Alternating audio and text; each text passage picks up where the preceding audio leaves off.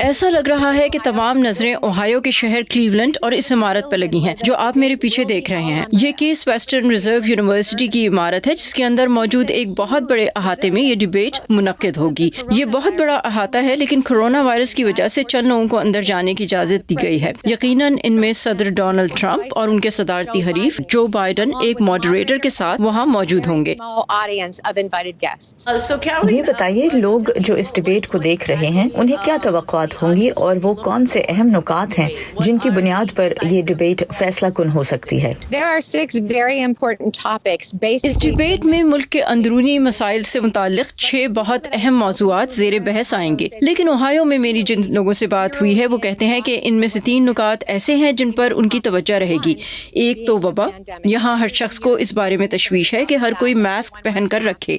ایک اور موضوع جس پر لوگوں کی توجہ ہے وہ نیو یارک ٹائمز کی حالیہ رپورٹ ہے جس کے مطابق صدر ٹرمپ نے صدر بننے سے پہلے کے 10 میں سے 5 سالوں کے دوران کوئی انکم ٹیکس ادا نہیں کیا تھا، اور جس سال وہ صدر بنے اس سال ان کا ادا شدہ ٹیکس $750 تھا۔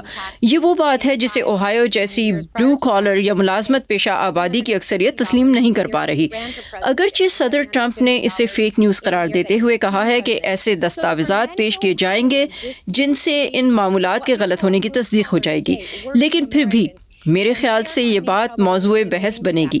تیسرا اہم نقطہ یہ کہ لوگ صدر کی جانب سے ایمی کونی بیرٹ کی سپریم کورٹ کی نئی جج کے طور پر تقرری پر بھی نظر رکھے ہوئے ہیں، وہ کنزرویٹو ہیں۔ کیرولین، یہ بتائیے آپ کیا دیکھ رہی ہیں کہ دونوں صدارتی امیدواران نے اپنی انتخابی مہم کے ذریعے اس اہم ترین ریاست پہ کیا اثر ڈالا ہے؟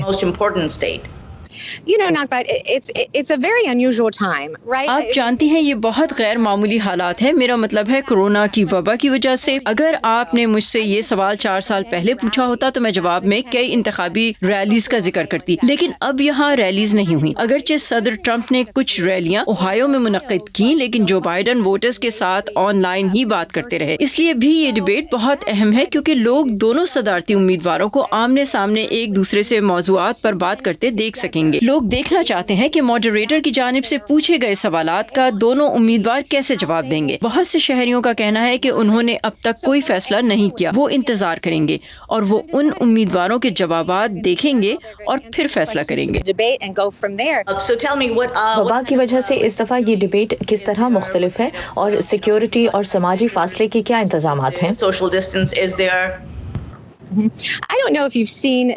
میں نہیں جانتی کہ آپ کی نظر میری کلائی پر پڑی ہے کہ نہیں۔ میں نے کلائی پر ایک گرے رنگ کا بینڈ باندھ رکھا ہے جس کا مطلب ہے کہ میں نے کورونا وائرس کا ٹیسٹ دیا ہے جو کہ نیگیٹو آیا ہے، جس کے بعد مجھے یہاں آنے کی اجازت ملی۔ اس کے ساتھ ساتھ ہمیں یہ پریس کے اسپیشل پیسز دیے گئے ہیں تاکہ ہم اندر جا سکیں جہاں ڈیبیٹ ہونی ہے۔ عمارت کے ارد گرد کنکریٹ کی رکاوٹیں کھڑی کی گئی ہیں، اونچے اونچے جنگلے لگائے گئے ہیں اور ڈیبیٹ کے احاطے کے آس پاس جو جنگلے لگے ہیں انہیں بڑی بڑی زنجیروں سے ایک دوسرے سے جوڑا گیا ہے اور ان کی اونچائی 10 فٹ ہے۔